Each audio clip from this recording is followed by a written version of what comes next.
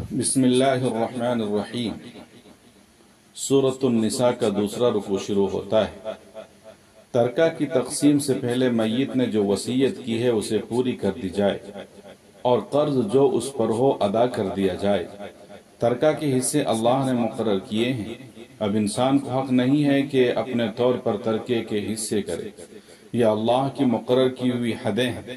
جو اللہ اور اس کے رسول کی اطاعت کرے گا اللہ اسے جنتوں میں داخل کرے گا، اور جو اللہ اور اس کے رسول کی نافرمانی کرے گا اور اس کی مقرر کی ہوئی حدوں سے تجاوز کرے گا اللہ اسے آگ میں ڈالے گا جہاں وہ ہمیشہ رہے گا، اور اس کے لیے رسوا کن سزا ہے۔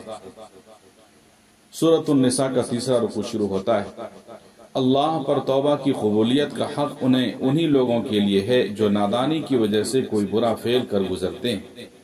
اللہ پر توبہ کی قبولیت کا حق انہی لوگوں کے لیے ہے جو نادانی کی وجہ سے کوئی برا فعل کر گزرتے ہیں، اس کے بعد جلدی ہی توبہ کر لیتے ہیں، مگر توبہ ان لوگوں کے لیے نہیں ہے جو برے کام کیے چلے جاتے ہیں یہاں تک کہ ان میں سے کسی کی موت کا وقت آ جاتا ہے۔ اس وقت وہ کہتا ہے کہ اب میں نے توبہ کی۔ ایسے لوگوں کے لیے دردناک سزا ہے۔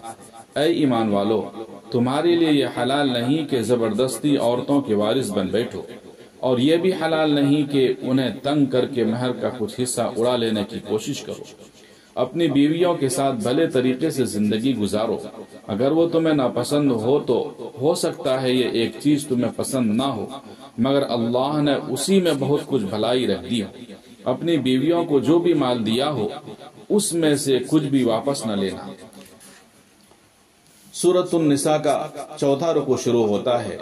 وہ عورتیں جن سے نکاح حرام ہے تمہاری مائیں، بیٹیاں، بہنیں، پھوپھیاں، خالائیں، بھتیجیاں، بھانجیاں، وہ مائیں جنہوں نے تمہیں دودھ پلایا، دودھ شریک بہنیں، تمہاری بیویوں کی مائیں، تمہاری بیویوں کی لڑکیاں، تمہارے بیٹوں کی بیویاں، اور یہ بھی حرام ہے کہ ایک نکاح میں دو بہنوں کو جمع کرو۔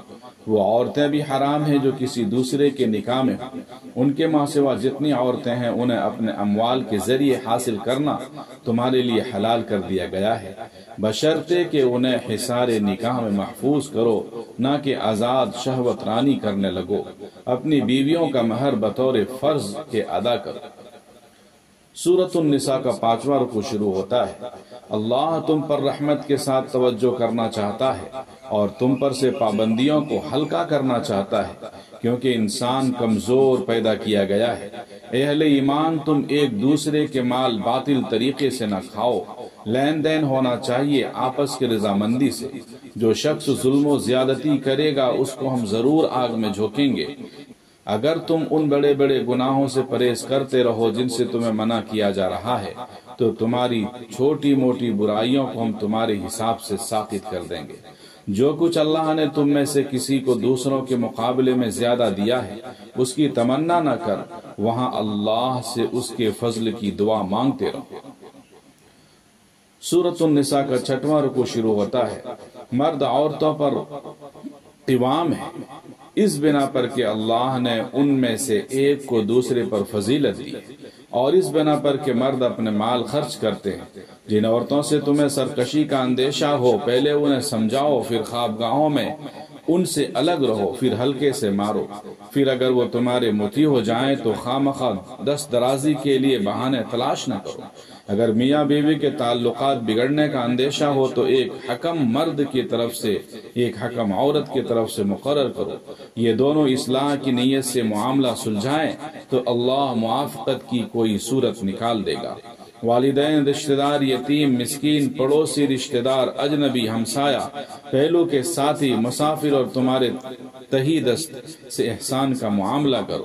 اللہ اب ایسے شخص کو پسند نہیں کرتا جو اپنے پندار میں مغرور ہو اور اپنی بڑائی پر فخر کرے۔ ایسا شخص کنجوس بھی ہوتا ہے اور اگر خرچ کرتا ہے تو صرف دکھاوے کی خاطر خرچ کرتا ہے۔ سورۃ النساء کا ساتواں رکوع شروع ہوتا ہے۔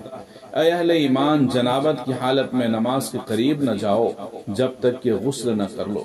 ہاں اگر کوئی بیمار ہو یا سفر میں ہو اور تم میں سے کوئی شخص رفع حاجت کرے یا عورتوں سے لمس کیا ہو اور پھر پانی نہ ملے تو پاک مٹی سے کام لو اور اس سے اپنے چہروں اور ہاتھوں پر مسح کر لو، اللہ نرمی سے کام لینے والا ہے۔ اہل کتاب ضلالت کے خریدار بنے ہوئے ہیں اور چاہتے ہیں کہ تم بھی راہ گم کر دو۔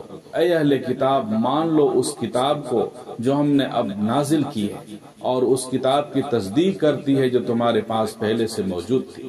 اگر تم نے ایسا نہیں کیا تو ہم تمہارے چہرے بگاڑ کر پیچھے کریں گے اور سبت والوں کا سا حشر کر دیں گے۔